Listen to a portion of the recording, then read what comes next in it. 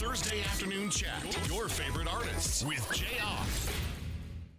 Ladies and gentlemen, boys and girls, children of all ages, will you please put your little paws together unless you're driving for Blanca. How are you?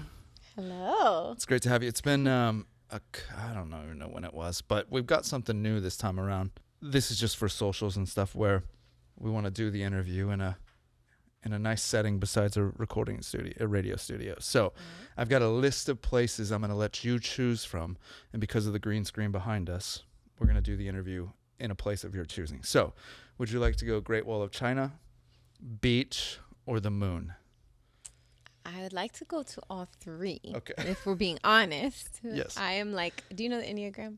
Yes. I know Every it, conversation. and I'm told what I am. Okay. I'm a 4, and I don't know what it means. He's So a 4? Oh. 4 wing 10. No. There's no possible way. Oh, okay. I'm a 6 wing 7. So my 7 comes out with something like this. I'm like, where can I go? We're going on an adventure. But my family's from Puerto Rico. I live in Florida. So the beach is my place. That's like my happy place. All right, let's So I'm do going it. to choose the beach. There you go. Does this look familiar to you? Look at this. Yeah, breathe that in. Ooh, nothing like it. So as you look behind you here, are we in Puerto Rico or are we in South Beach? What kind of vibe are we giving off here?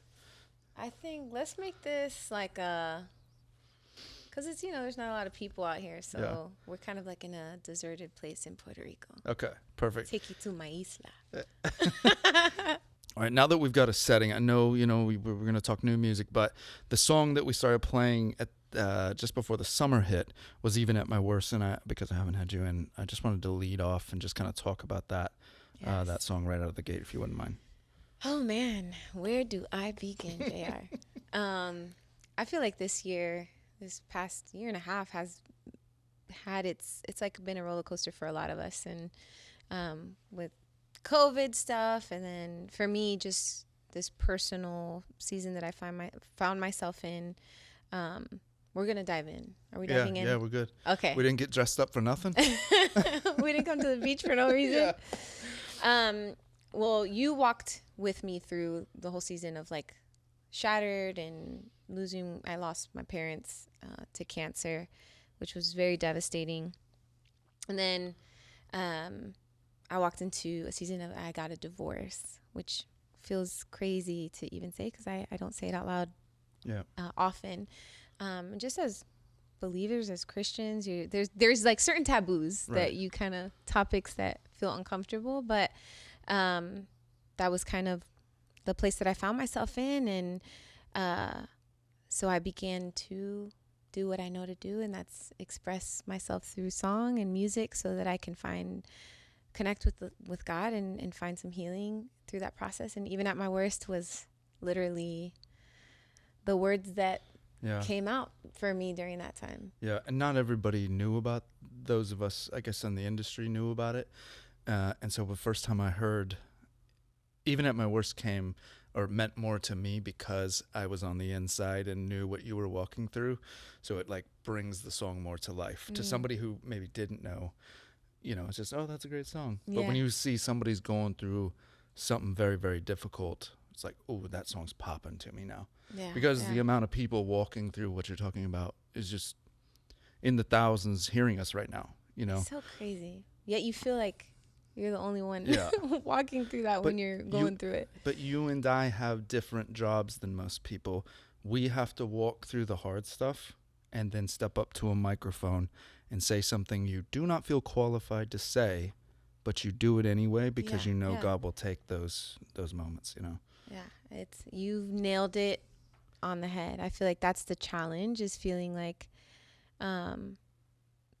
at times I feel like I have to be so presentable, and like songs like Real Love, which I've done in the past, is trying to strip back some of that and say like, I don't want to make it about appearances and this Christian lifestyle that is perfect, but it's like, let's get to the root of things that we're going through. But then every time something new comes up, you're like, this is scary. I don't know how to approach this. And but I think it's necessary. Yeah. So Blanca, I had Evan Kraft on earlier this year. Now he's a gringo raised by gringos, learned Spanish by watching Spanish kid film, not Dora, but Spanish kid films.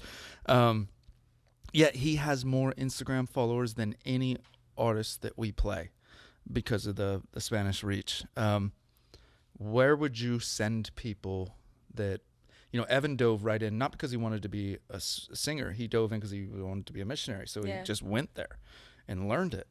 I've tried. We go to the Dominican every year as a family. And so it's so frustrating for my kids to just sit and try to talk to these kids about whatever. And they're like, it's so hard to translate or come over. So I've tried to get out ahead of it for our trips, but it's just slow going. Yeah. What would you suggest to people that are in that boat that want to realistically take a shot at learning? At learning Spanish? Yeah. Call Evan Kraft. That boy speaks better Spanish than me. Really? To you, you would say he's pretty... Him or Danny Goki, who is... They both blow my mind. They really do. Like, I'm so impressed by them. And like you would think. There's times with Evan where you can tell he kind of has an accent, where Danny, I think, living with Lisa, she helps him keep it very... Yeah. He has a leg up. But I would just say... man, that's a tough one. My son doesn't speak Spanish, and I'm really trying to even figure it out as a Spanish speaker for myself. Like, this is what I was raised on. This is my culture and what I know. But how do I now, with my son, find ways to start teaching him some of this language so that he can feel like it's in his blood and he can learn. Do you take him back to Puerto Rico? I took him once, which was amazing. I did like a documentary that's out on YouTube, and we kind of just went to find our roots and had him there with me and got to visit my dad's old church and all these cool things. But now I'm like, he kind of remembers, but he's like, and now I want to go back, and I've been starting by just like teaching him little words here and there to help him out. I want to jump off. Did you have a window of time recently where you tried jumping into my profession? Were you on the air in Puerto Rico, like doing a show? No. Okay, I thought I did an interview. Okay, because it looked like you were at a station in Puerto Rico, but I never saw the other person. It was like, she's trying to be a jock. This is great. So no way. I actually thought you left music and went to Puerto Rico because you got a gig at a Spanish. This is hilarious. See what Instagram does to people? They create narratives and stories out of assumption. There's anything wrong with you. You felt threatened, Jayar. I did. She's starting in Puerto Rico, and it's like a game of Risk. She's gonna gradually work her way up to Florida, and then I'm gonna be working at Chili's. So but that would be cool. You could do a great job at that. You got the personality. Maybe we can do it together. Yeah, a team show, half English, half Spanish. What would it be called? Jayanka, Spanglish, or something. El Cristo, or something with a faith angle. The first ever Christian Spanish English radio show. Yes, I understood that. I don't need Evan Kraft after all. Let's go into some fun, silly stuff here. I do a radio show all over the Southeast and interview artists for the past 15 years. And you are a recording artist. Who is the most famous person in your phone right now, phone number wise? Top of mind. Who would you say? Oh my gosh, this is horrible. I'm trying to think. I don't want to use a faith artist. I didn't say give it out. You don't have to give it out. But I'm just saying, if you can think somebody you run into that's like famous that's in your phone, that maybe you forget. Oh, I've got their number. I'm trying to think. Who's yours? I don't want to use our industry. I want to think if there was somebody else. Like, I have Tampa Bay Buccaneers in my phone. Okay. Like, when Derek Brooks would call my hotline, Hall of Famer, anytime they call from their phone, I'll save it just so I can have it.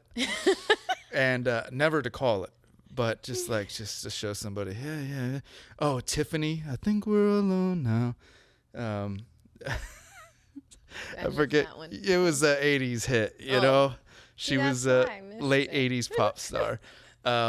Huge songs, one of the number one songs of my childhood. And Plum, who we know, Yeah. was workout buddies with 80s pop star Tiffany. So she hooked it up. So Tiffany called. And when she called, I'm like, 615. I just wanted Tiffany's number in my phone. So you'll never use. It's not even like you'll ever even call. It's just Right. to have it on there. Well, Like I did periodically, you text just, her one time when I was in Nashville because she owned Jayar. a boutique in Nashville, and we bonded in the interview. Like, we got along so great. Once I got past the creepy, hey, you were my first crush on my poster on my This wall. is getting bad. But I texted her, hey, my family and I are in Nashville. I'd love to come just meet you in person.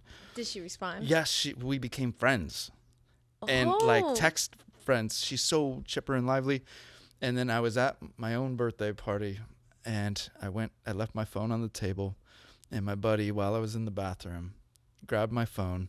He knew I had Tiffany's phone number, and he picked it up and he texted her singing her hit song, but doing it like in a mocking way. I think we're alone now. And then when I came back out of the bathroom, he's like, hey bro, you're gonna think this is funny. And I was so mad, I deleted her number instantly because that broke trust that she gave. You know, I got her phone number and the trust was gone. So I can never, the friendship was just done once he did that. He's like, I know you're going to be mad, but it's kind of funny, right? And I'm like, no, you just ruined. Oh my God. This hurts. This hurts me. I just literally cringed. I was upset, but I'm like, sometimes you just can't, you think you're friends with famous people, but they're on a different level. You're not as close as you think you are with them. And so I was okay. I'm like the worst with that stuff. Even if I'm in the industry, even if it's someone in the industry, like I'm like, I just don't feel right. Like I want to leave them alone. I'm not trying to reach out, but yeah, that happens to me with like baseball players and stuff like in the pros. I watch you on TV. We've bonded because of whatever faith or interviews, and you try to be friends with them, but I'm still a peasant at the end of the day, and they are dukes and kings and lords, and I'm just, You're not a peasant. Yeah. Blanca, let's go perks of your parents' job growing up. Okay. I live with my mom, so I think this is really cool. My mom was, she worked at an ambulance factory. So. Where they make them? Yeah. Oh. They make ambulances. It's like baby doves. You never see baby ambulance. Like you never see them being built. Exactly. They're That's just a perk, out there. Right? So my mom was a buyer. She would buy all the parts, and I would get to go to the warehouse and see them building ambulances from the bottom up. Like it would just be the shell. I just thought they were just born. You just thought they were just voila. Nobody ever thinks about where did ambulances come from? They don't. That's why it's so cool. Every time I tell somebody, my mom used to build ambulances, they're like, wait, what? They're not just made. Now you're now you're gonna tell me somebody makes fire trucks, and they don't just come like that. That's mind blowing to me. Yeah, I don't know about fire trucks. They might be born. All right, nobody's ever gonna have an answer. You're gonna be the only one to answer this question like that. That's an interesting perk. I got to run around grocery stores after closing time as a little kid. Nobody in the place, aisle to aisle, sprinting. That sounds like a blast. It was great. Did you ever grab anything and just like running? I'm thirsty. I guess. Yoo-hoo. How did I not do that? I wasn't the greatest kid. Yeah, I guess I could have. Candy aisle. Nobody's what. The other thing that they had was, you know how Costco does when they break down their boxes? Yeah. They're done with them and you can use them. Well, this grocery store, when they were done taking, say, all the boxes of macaroni, put them on the shelf, then you got this empty box.